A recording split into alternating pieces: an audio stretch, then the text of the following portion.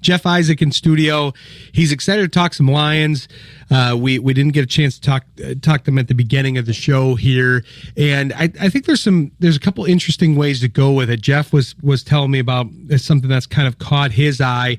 I was saying this on a previous show, Jeff, but for me, I'm getting a little weathered. I'm not one to jump to blaming the refs because they have a difficult job. There's a lot of other opportunities to win the game. I didn't like that, again, the end of the game was dominated by referee calls. I think some of them were probably correct, but you had the whole thing with DK Metcalf in the crowd, and then he doesn't get kicked out of the game. He gets kicked out of 2 subsequent games, but still gets to finish the game in which he's committed the infraction. Then you've got the end of the game, which was an objectively exciting end to a game, but it just kind of felt like the air got taken out of it to a degree. But you had an interesting take about kind of how they ended up there at the end, because as the Lions were quick to point out, which is the right road to take, the high road to take, hey, it doesn't come down to the refs' calls. We could have done something earlier in the game. We didn't make the plays. We put it on ourselves, which is the kind of organization that they are. But you kind of have a certain direction that you haven't heard people go, but your take is that it kind of centers around one piece of this for the Lions. Yeah, to me it's Dan Campbell, and it's the problem that I keep seeing is he's still coaching this team like the team he had 3 years ago that were over 50% converting on 4th down, and you don't have the offensive line, especially the middle, the interior offensive line. They weren't running the ball yesterday. So if you're going to go for it on 4th down, everyone in Ford Field, fans and the opposing team, they know you're not running that ball. So now you've shortened that playbook. It's smaller, and not taking that field goal early and going for it on 4th down rather than taking the points again cost this man. And so instead of chasing a touchdown, you go down there, you kick the field goal, and you go up. And with the timeout in his back pocket, you can leave no time left on that clock, and you are not worried about the pass interference and all the other calls that they were worried about. You go down, you kick the field goal, and you win the game. And this is the problem that I'm having with Dan Campbell right now. His job is to put his players in a position to win the game. He's shorthanded. He's playing with guys that shouldn't have uniforms on. We're talking practice squad players, and yet he's not doing that. He's failing these players right now, and that's just what gets me the most. There's 2 things that makes me think of from kind of the change. There's a lot of things that have changed since then, but one of the things that he had going for him at that time was he was able to catch people off guard with going for it on 4th down. Now everyone in that building is expecting him to go for it on 4th down. So you would almost think that in one universe, the Dan Campbell thing to do would be to throw people off. That's what he was doing initially. I think there was 2 reasons he got so aggressive. Is one, that's how he wanted to play. He wanted to put the game in his own hands, and he didn't have a kicker that he trusted. That was a big underrated thing when he was aggressive at the beginning, because they didn't have Jake Bates, they didn't have strong kicking, and everybody kind of centered around the decision. I think that was something that Dan didn't want to say in the press conferences and come out and say, hey, I trust my offense more than I do my kicker, because you can't do that for his confidence. But I think that was a huge factor in the origins of the aggression of Dan Campbell. But now both things have changed. Bates has been a little shakier than he was last year, but he's still been pretty solid. He's got a very strong leg, so you know you're good from beyond even 60. You can give it a shot with Bates. Plus, if he's sticking with, hey, I'm going to keep these people on their heels, then that decision is actually what you're talking about, Jeff, being a little bit more conservative. Right, and taking the points, and then it just changes the whole dynamic of the end of that game, chasing that touchdown and especially when you're not running the ball and your defense is failing you.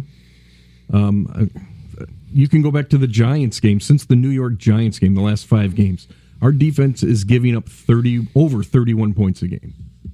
Why put it in the defense hands to hang on, even if we score a touchdown, kick the field goal, use that timeout to not have any time left on that clock. It's going back to taking the points. I understand he can't lose that aggressiveness, but he has to. To me, it's a whole thing of he's got to. Yeah, we had the talent and the trust 3 years ago. Absolutely, but you don't have that same team you had 3 years ago. You don't have the running game yesterday. Take the points. You're not. To me, are we going to say, "Oh, Dan Campbell's soften up"? No, he's just playing smarter with what he has on the field. You have to keep the edge, and that's the way to keep the edge at this point, to change what people know about him, because I remember this happening with Brandon Staley. He was really one of the major purveyors of this aggressive method, and he kind of did something that I think you're kind of alluding to, Jeff, that Dan Campbell could go down a similar path. He lost the thread of why he was so aggressive, and then it was like his whole identity just became aggressive, and he lost the ability to make the decision. You're ultimately making that decision every time. It's not a foregone conclusion. Every time you hit that crossroads, you have the ability to pick a particular Robert Frost-esque fork in the road there. And I think that has to be kept in mind, that it's not cast in stone. Like you said, we're not going to question his ability. If he adds some nuance back in, that's going to keep people on their heels and create some difference in how people view him. Because if you allow people to load up, if you allow the defense to load up and plan for one thing, that was one of the advantages of doing it the way they did, because they found an advantage of, hey, I can run on 3rd and 7 because I know I'm going for it on 4th down, but the other team doesn't. Now it's the reverse. The other team knows you're going for it on 4th down, so maybe you have a different play call on 3rd and 7 because you know, maybe I'll be a little bit more conservative and take the points so that we're not chasing double possessions at the end of the game like they have lately. Right. Yep. That's true.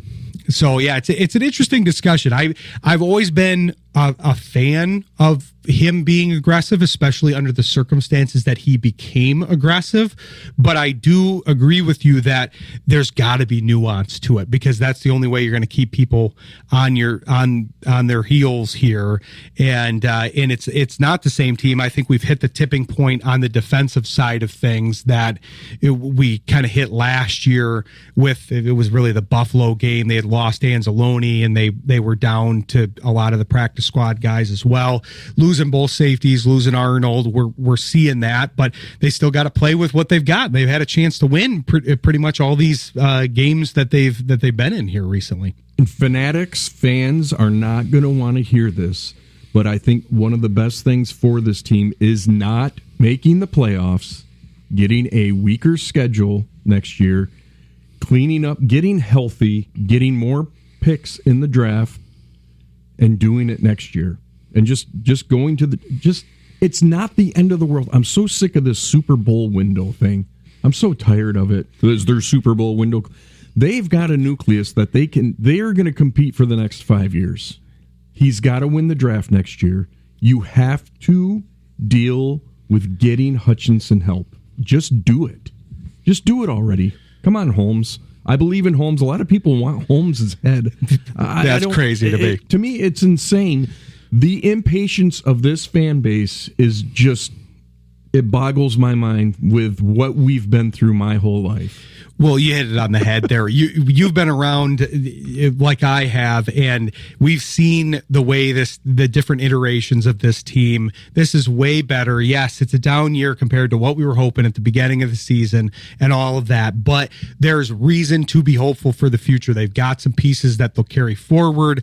I think there are some ways to help Hutchinson next year. Holmes has traditionally drafted very well. We'll talk about this more in the offseason, but you can do subtle things like move Barnes into Anzalone's role, shed that salary, and then get a true pass rusher opposite Hutchinson. There's a bunch of different ways to do that. Everybody's going to focus on the Davenport side of things, right? But you also got that rush linebacker rule that could factor in. But there's a lot of ways to improve this team. So I'm with Jeff as far as, hey, we've got a lot of good teams in this market. The Lions are still on an upward trajectory. Yes, it didn't work out this year. That's sometimes the way it goes. They still statistically can make the playoffs, but I'm with Jeff.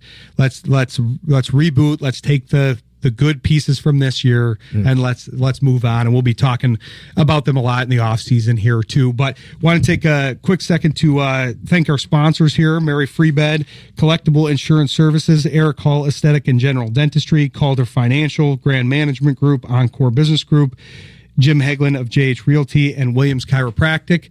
We're actually going to be on the air on Christmas. We're going to do a Christmas show. We got a game on Christmas we'll be able to cover. We've got some guests coming on. I think Shane will come on via phone, and then we'll have Zach Moran on. So be sure to tune into that. Be sure to tune into the Sports Project. Wednesday and Saturday, you might hear a familiar voice on Saturday, and then Sports Intel next week. So have a great week. Have a great Christmas. And if you want to, join us on Christmas, and we'll be here. But otherwise, we'll talk to you next week, and stay informed and stay vigilant. Have a great week.